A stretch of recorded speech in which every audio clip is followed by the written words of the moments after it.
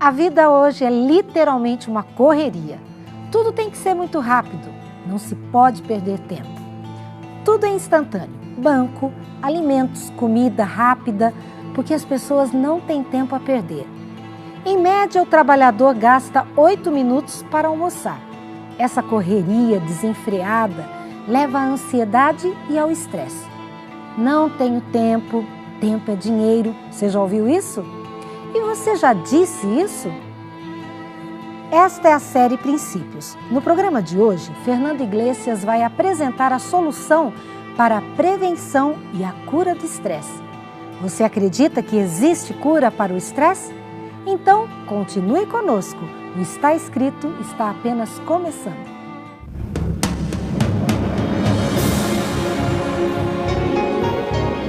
Ele permaneceu através dos tempos. O livro de Deus, a Bíblia. Indispensável em nosso mundo complexo. Está escrito. Transmitindo esperança ao redor do mundo. Apresentado por Fernando Iglesias. Todos os dias ele deixava primeiro a filha de 9 anos na escola, o bebê de 1 ano e 3 meses no berçário e a mulher no metrô para ir ao trabalho. Mas nesse dia ele deixou a filha na escola, a mulher que estava atrasada para o trabalho no metrô e esqueceu de deixar o bebê, que estava na cadeirinha, no banco de trás do carro. Como o carro tinha insulfilme nos vidros e trava elétrica, as pessoas não viram a criança e o pai nem percebeu que fechou o veículo com o bebê dentro. Às 13h30, o pai começou a se sentir mal na academia, onde ele dava aulas de yoga. Ele avisou os colegas que precisava ir ao hospital para uma consulta. Quando chegou no carro, o bebê com a cabeça encostada no vidro da lateral esquerda do banco traseiro já estava morto e com queimaduras de 1º e 2º graus. O sol estava muito forte. À tarde, já no 20º distrito, no Tucuruvi, bairro de São Paulo, capital, a esposa tentou consolar o marido. Você sempre foi um bom pai, foi uma fatalidade. O pai, que chorava desesperado, comoveu até os policiais. A polícia, que não prendeu, fez um boletim de ocorrência de homicídio culposo, e vai apurar o caso em inquérito. Em seu relatório, a ONU chamou o estresse mal do século. O trânsito é o campeão de causa do estresse. Algumas profissões também, como professor, por exemplo. Até a vida doméstica contribui naturalmente para que nós sejamos vítimas desse sufoco que transforma a nossa cabeça em uma panela de pressão. Deus sabia que isso ia acontecer. Por isso, Ele estabeleceu o ciclo semanal de 6 dias de trabalho por 1 dia de descanso, com o objetivo de dar uma pausa que milagrosamente restaura a gente. Por isso, em Êxodo 20, verso 10, Deus disse: mas o 7º dia é o sábado do Senhor teu Deus.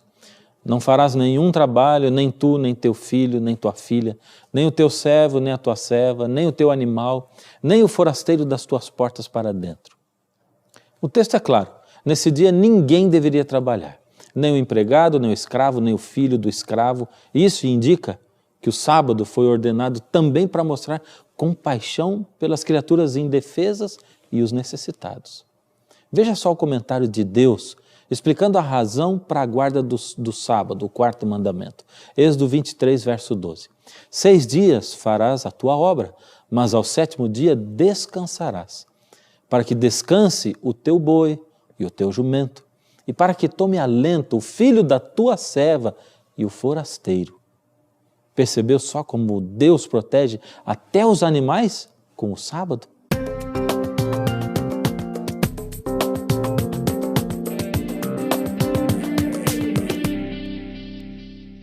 Quando Deus criou o sábado, Ele queria que esse fosse um dia para proteger os desprotegidos.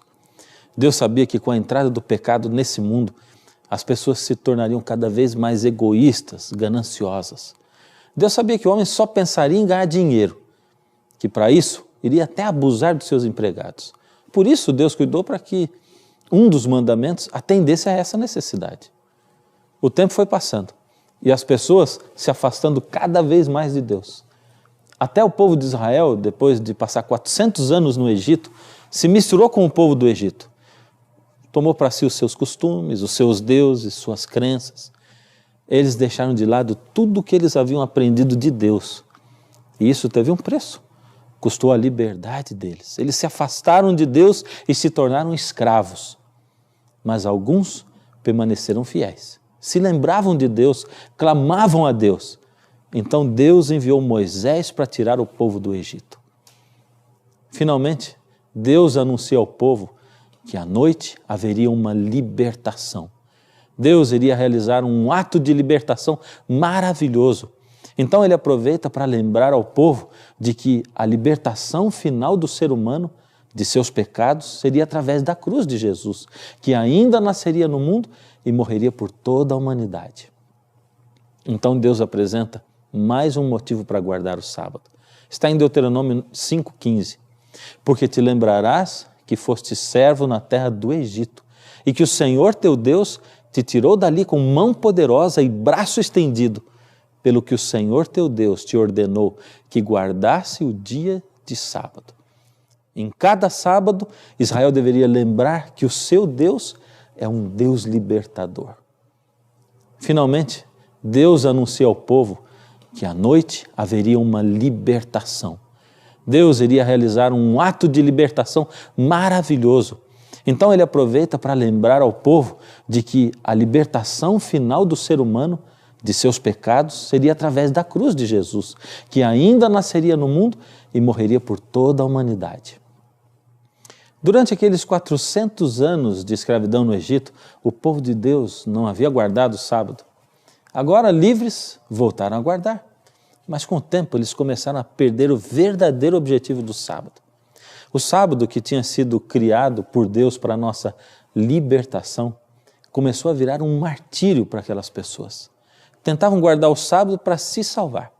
Não se lembravam de que a salvação é de graça. Tentavam comprar a salvação guardando o sábado e a lei. Então começaram a inventar regras em cima de regras. Transformaram os 10 mandamentos em 610 mandamentos.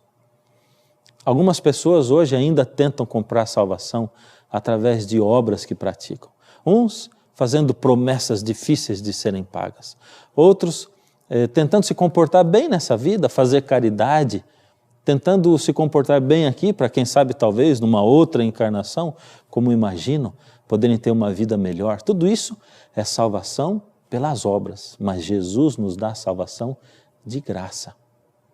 Quer ver algumas regras que eles inventaram naquela época? Por exemplo, como o mandamento pedia que não se trabalhasse no sábado, e cortar grama é um tipo de trabalho, então eles inventaram que não se podia caminhar na grama no dia de sábado, porque se por acaso o pé cortasse sem querer um pouquinho de grama, a pessoa teria trabalhado no dia de sábado. Carregar coisas, fazer frete, descarregar cargas, tudo isso também é um tipo de trabalho. Assim, os líderes religiosos da época de Jesus estabeleceram uma lei de que se uma pessoa estivesse carregando um lenço no bolso, estaria trabalhando no dia de sábado. Por isso, quando a pessoa estava resfriada, a única saída que acharam era costurar um lenço no bolso, porque aí podiam dizer que não estavam carregando, pois o lenço fazia parte da roupa. Inventaram tantas regras que se esqueceram do verdadeiro significado do sábado. Diziam que ajudar alguém doente no sábado era pecado, mas se uma ovelha deles caísse num buraco, correriam para tirar, porque o prejuízo seria grande. O sábado não ajudava o homem, mas se tornava um tropeço para ele. Eles perderam o foco.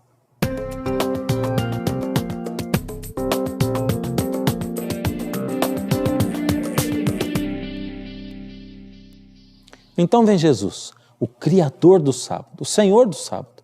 Jesus veio para ensinar o verdadeiro significado do sábado. Jesus começa a restaurar o sábado que ele havia criado. Jesus sai encontrar os desprotegidos para restaurar e proteger no dia de sábado. Ele encontra um homem com a mão aleijada e o cura na frente dos críticos e cura num dia de sábado. Mateus 12, 9 até o verso 12 diz: Jesus, tendo partido dali, entrou na sinagoga. E eles então, com o intuito de acusá-lo, perguntaram a Jesus: é lícito curar no sábado? Ao que lhes respondeu: qual dentre vós será o homem que, tendo uma ovelha, e num sábado essa cair na cova, não fará todo o esforço tirando-a dali. Ora, quanto mais vale um homem do que uma ovelha? Logo, é lícito nos sábados fazer o bem. Jesus continua o seu ministério restaurando o sábado. Ele usa o sábado para libertar o cativo. Veja que palavras ele usa quando encontra uma mulher que há anos era escravizada por uma doença terrível. Isso está em Lucas 13, de 10 a 17. Ora, ensinava Jesus no sábado, numa das sinagogas.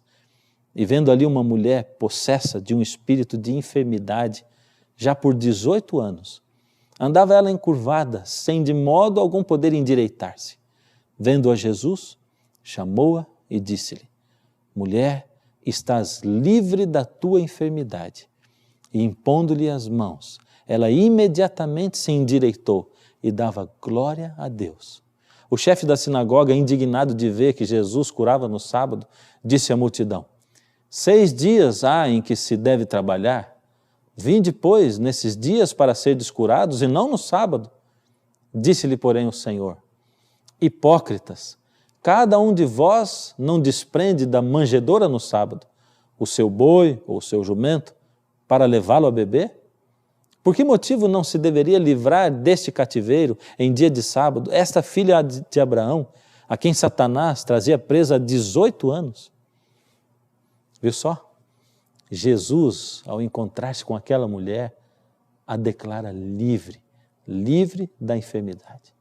Aí ele passa a ser repreendido pelo chefe da sinagoga e pelo povo por trazer pessoas para serem curadas no sábado. Aqui finalmente aparece a função redentiva do sábado. O sábado deveria ser usado para redimir, libertar. E era exatamente para isso que Jesus tinha vindo a esse mundo. Jesus compara o fato de libertar um animal ao ato de libertar um filho de Deus de uma doença.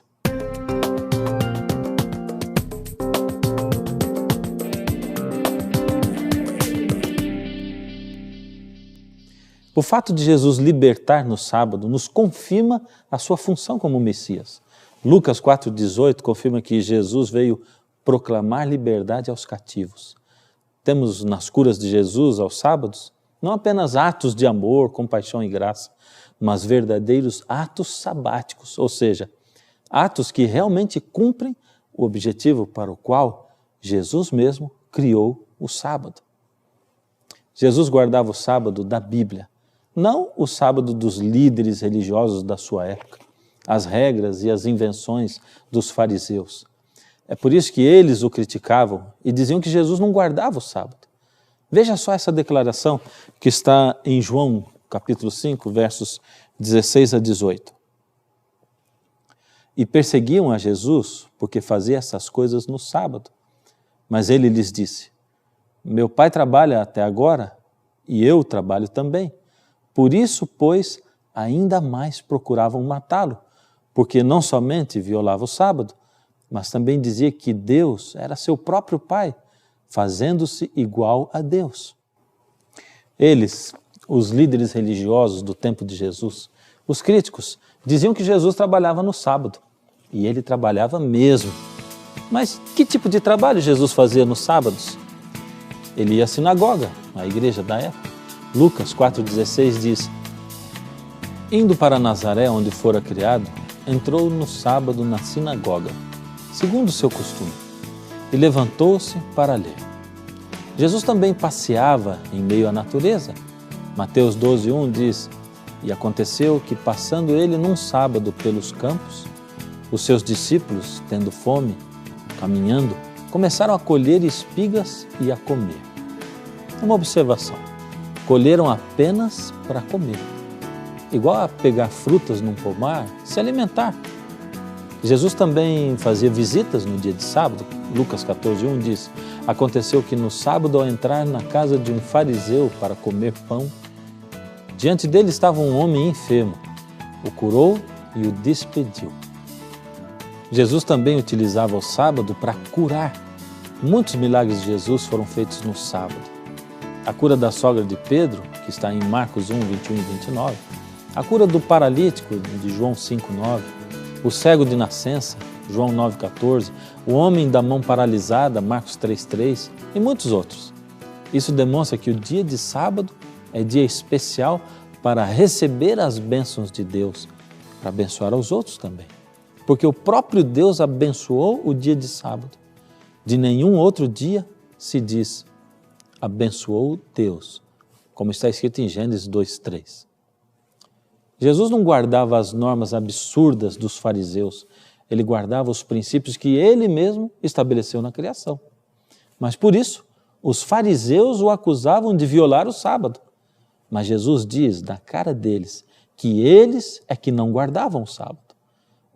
Marcos 7:8 diz, e disse-lhes ainda, jeitosamente rejeitais o mandamento de Deus para guardardes a vossa própria tradição. Em Marcos 2:27 está escrito o seguinte, o sábado foi estabelecido por causa do homem e não o homem por causa do sábado. De um lado estão os fariseus dizendo que Jesus não guardava o sábado. De outro está Jesus dizendo que os fariseus é que não guardavam o sábado da maneira certa.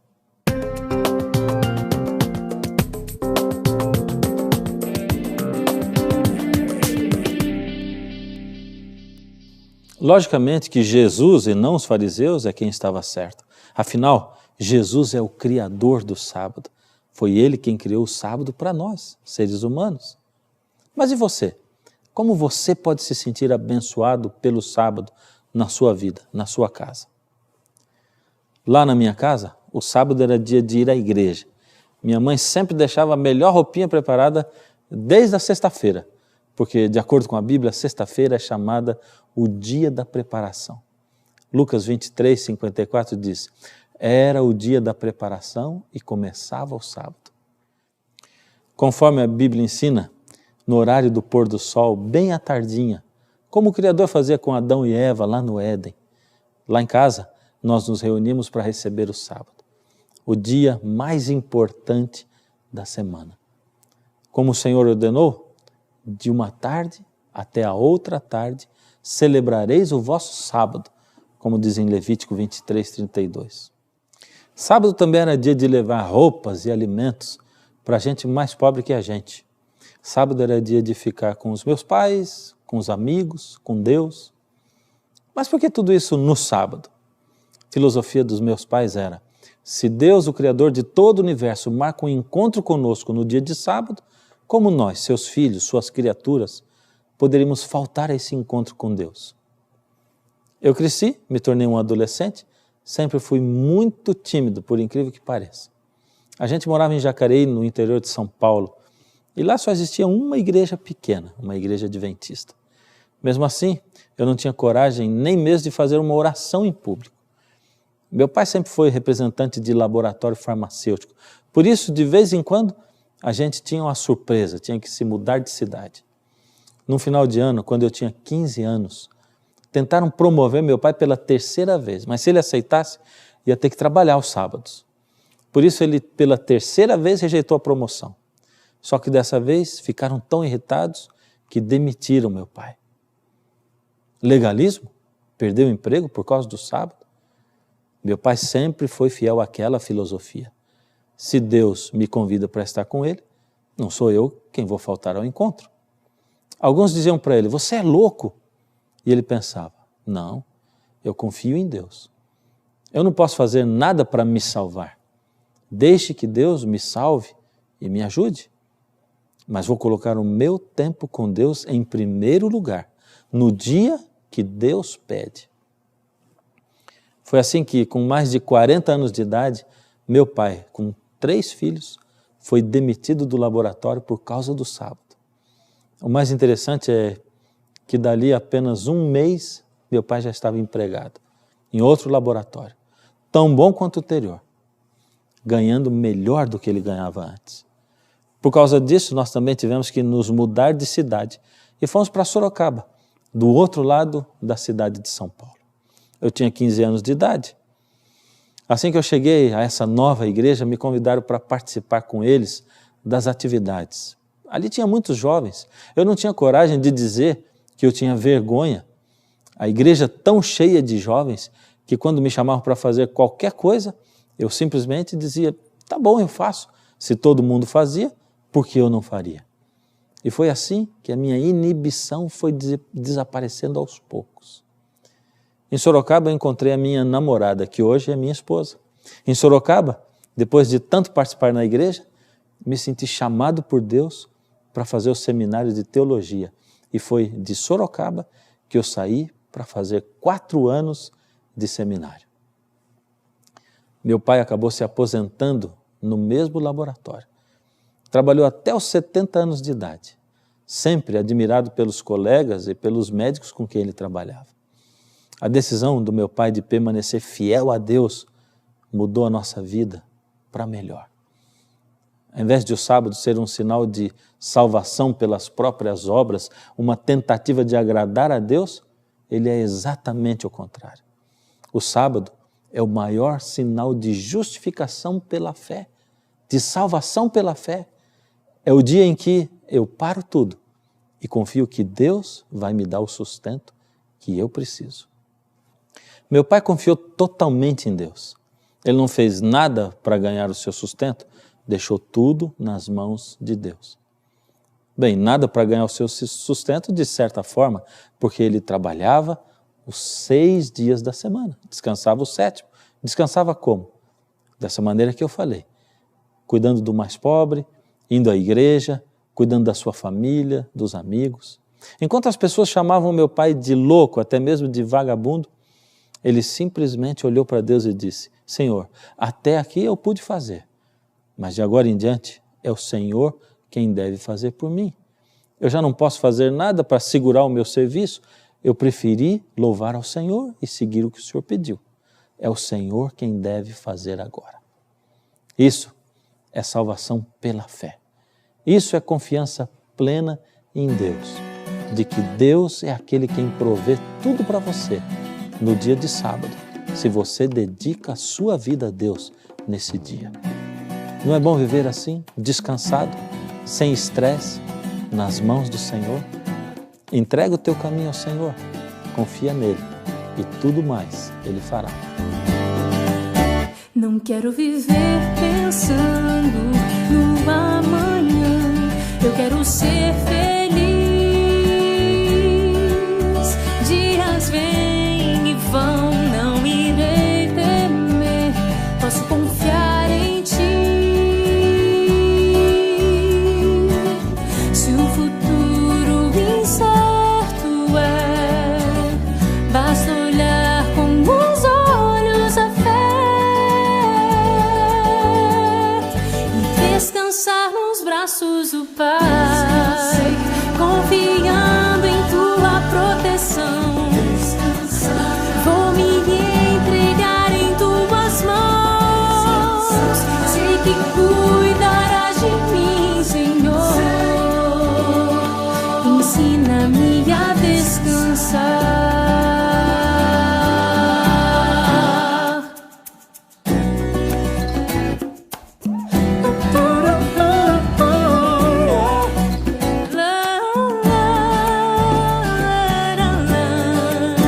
Cada passo que eu der, seja onde estiver, quero entregar a Ti.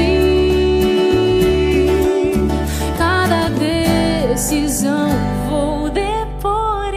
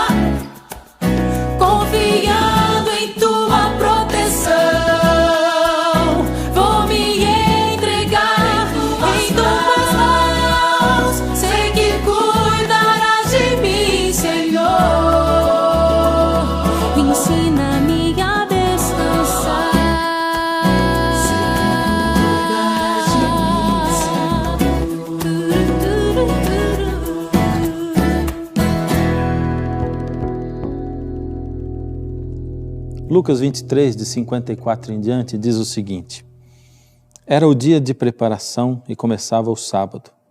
As mulheres que tinham vindo da Galiléia com Jesus, seguindo, viram o túmulo e como o corpo fora ali depositado. Então se retiraram para preparar aromas e bálsamos. E no sábado descansaram segundo o mandamento. Até mesmo na sua morte, Jesus guardou o sábado. Foi sepultado na sexta-feira, sábado descansou e no domingo, primeiro dia, ele ressuscitou. Eu sei, você deve estar pensando assim: como eu vou poder guardar o sábado? E o meu emprego, e a minha família, como vai ficar tudo? Mas sabe, a palavra de Deus convida você para colocar sobre Deus toda a sua ansiedade, toda a sua dúvida. Ela diz: lançando sobre Ele toda a vossa ansiedade, porque Ele tem cuidado de vós. Confie no Senhor, coloque sua vida nas mãos dEle, peça a Ele para abrir o caminho enquanto você se aproxima dEle. Não esqueça disso, chegue perto de Jesus, busque a sua palavra, clame a Ele e Ele vai abrir as portas, vai deixar o caminho livre para você. Hoje eu quero orar por você, para uma decisão na sua vida. A decisão não de guardar o sábado, mas a decisão de se colocar nas mãos de Deus para que Ele abençoe você a guardar o sábado. Abra os caminhos, as portas. Então incline a sua cabeça e vamos orar ao Senhor. Deus amado, colocamos essa vida nas suas mãos, Senhor. O Senhor conhece o coração sincero que está aí. O Senhor conhece essa vida. Por isso, Senhor, toca esse coração. E acima de tudo, se esse é um coração que deseja guardar o sábado, que deseja seguir o que o Senhor pede, o que o Senhor ordena, abra os caminhos e as portas para que isso se realize, para que essa vida possa se sentir abençoada por estar seguindo o seu caminho. Toma-nos nas suas mãos, Senhor. Ajuda-nos a cada dia nos aproximarmos do Senhor. Em nome de Jesus. Amém. No programa de hoje você viu que o sábado é um momento especial de encontro com Deus, de falar com Ele e ouvir a voz de Deus, de receber a bênção que Ele preparou apenas para o sábado. Esta bênção é descanso para o físico, mente e espírito. Você viu também que se eu guardo o sábado pensando em me salvar, isso não adianta nada. Mas se eu guardo porque já estou salvo e quero passar o dia de sábado com Deus, então estou fazendo o certo. Eu sei que esse assunto talvez seja novo para você. Por isso, se você quiser conhecer ainda mais sobre o sábado, ligue para a gente. Nós teremos o prazer de enviar a você a revista Princípios, onde além deste tema você encontrará outros assuntos muito interessantes. E você pode ainda contar com o plantão de dúvidas. Faça contato conosco, estamos esperando por você. É assim mesmo, a luz da palavra de Deus é que ilumina o nosso caminho. Às vezes, quando ela chega, parece que ofusca um pouco a nossa vista, mas depois nós vemos que são só bênçãos. E é por isso que no próximo programa nós vamos estar aqui esperando por você, para mostrar a você que está escrito: nem só de pão viverá o homem, mas de toda palavra que sai da boca de Deus. Só em teus braços, em